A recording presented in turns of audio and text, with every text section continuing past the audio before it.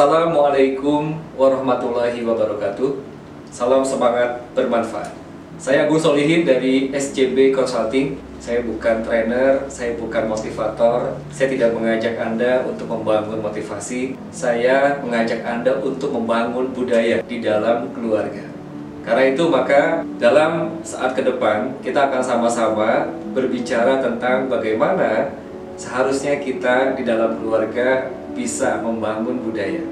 Pastikan untuk Anda tidak menyaksikan sendirian, tapi ajak pasangan hidup Anda agar ini bukan hanya menjadi pengetahuan Anda, tapi betul-betul bisa diimplementasikan bersama dengan pasangan hidup Anda. Kenapa penting pasangan hidup Anda? Karena Anda dan pasangan hidup Anda adalah sebagai leader, dan peranan leader itu sangat penting untuk terciptanya budaya di dalam keluarga.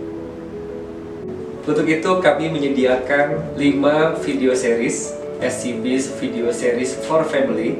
Apa isi dari video series itu? Yang pertama adalah Why Culture is Important. Kenapa budaya itu penting? Yang kedua, Creating Clear Design. Kita akan membuat desain yang jelas untuk keluarga agar setiap aktivitas kita betul-betul terarah. Yang ketiga, How to Get There. Bagaimana kita mencapainya? Apa langkah-langkahnya? Video yang keempat, Build the Family's Core Values. Bagaimana kita membangun nilai-nilai inti yang kita tentukan di dalam keluarga kita. Dan yang kelima adalah Creating Rules of the Games. Kita membuat aturan mainnya. Karena itu kita akan memulai sekarang. Sudah siap? Bersama dengan pasangan hidup Anda. Video yang pertama, Why Culture is Important, dengan melihat video berikut ini. Berikut adalah contoh anak A adalah anak yang dididik dengan culture yang benar. Saat kecil, anak itu ditegur dan dinasehati dengan halus saat melakukan kesalahan. Saat anak melakukan kebaikan atau prestasi, ia langsung diapresiasi. Anak dibiasakan dengan mengetahui kebaikan dan keburukan, baik dan tidak baik, serta sopan dan tidak sopan. Sedangkan anak B adalah anak yang dididik dengan culture yang salah. Saat kecil, anak itu ditegur dan dinasehati dengan kasar, bahkan sampai dipukul saat melakukan kesalahan. Saat anak melakukan kebaikan atau prestasi, ia tidak diapresiasi. Anak dibiasakan berkembang sendiri, bermain tanpa batasan, dan minim nasihat. Saat sudah besar, jangan heran apabila anak A tumbuh menjadi pribadi yang matang dan positif, percaya diri, dan mampu bergaul dengan baik. Moral dan akhlak pun baik. Sedangkan anak B tumbuh menjadi pribadi yang cenderung negatif, cenderung menyalahkan, dan akhlaknya tidak baik. Bisa jadi ia pintar secara intelektual, tapi negatif secara moral. Sudah Anda lihat videonya? Bagaimana perasaan Anda melihat video tersebut? Lalu kalau kita coba bandingkan dengan kehidupan kita, dengan keluarga kita saat ini, seperti apakah gambaran keluarga kita saat ini? Apakah gambaran seperti yang pertama tadi, seorang anak yang hidup dengan budaya yang sudah sangat jelas? Atau yang kedua, gambaran kita memiliki anak yang hidup di dalam keluarga yang tanpa budaya? Kita renungkan, kita coba pahami, mudah-mudahan itu menjadi pelajaran yang sangat berharga mengenai pentingnya membangun budaya di dalam keluarga kita. Yang perlu kita ingat baik-baik adalah apapun yang kita lakukan sebagai orang tua, sadar ataupun tidak sadar, kita sedang menciptakan budaya. Contoh, ketika ada anggota keluarga yang dia salah dan kita mengetahuinya, tapi kita tidak pernah menegurnya sama sekali, tidak ada punishment sama sekali, maka apa yang terjadi? Maka terciptalah budaya salah, tidak apa-apa. Sebaliknya, ketika ada di antara anggota keluarga kita yang dia mengerjakan hal yang baik, tapi tidak pernah kita berikan apresiasi, tidak pernah kita memujinya, maka tanpa disadari, dia akan menganggap bahwa perbuatan baik, perbuatan yang benar tidak terlalu penting. Sehingga tumbuh suburlah perbuatan-perbuatan yang tidak baik, yang tidak benar. Karena itu maka pilihan kita saat ini ingin betul-betul kita sadar bahwa menciptakan budaya di dalam keluarga sangat penting. Ada sebuah peristiwa yang terjadi tahun 1923, yaitu terjadi bencana gempa bumi di Tokyo.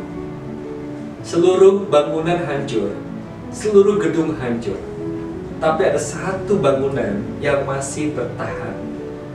Ketika dicek, ternyata di dalamnya pun masih utuh. Dan bahkan sampai dengan sekarang, bangunan itu masih bertahan, masih ada. Bangunan apa itu? Itulah Imperial Hotel. Para ahli kemudian mencoba untuk meneliti apa yang membuat bangunan itu bertahan. Ya, ada dua berarti, ada tahan gempa dan tahan lama. Ternyata ketika diteliti, dicek, bangunan itu dibuat struktur pondasinya lebih kuat daripada bangunan-bangunan yang ada di sekitarnya. Itulah yang membuat bangunan itu tahan gempa dan tahan lama. Pertanyaannya, kalau sebuah gedung perlu pondasi yang sangat kuat agar tahan gempa dan tahan lama, lalu bagaimana dengan keluarga? Bagaimana dengan rumah tangga? Perlu atau tidak kita membuat struktur pondasi yang sangat kuat? Karena kalau kita coba perhatikan, banyak sekali orang yang berumah tangga namun karena pondasinya tidak kuat, akhirnya berpisah, akhirnya runtuh roboh.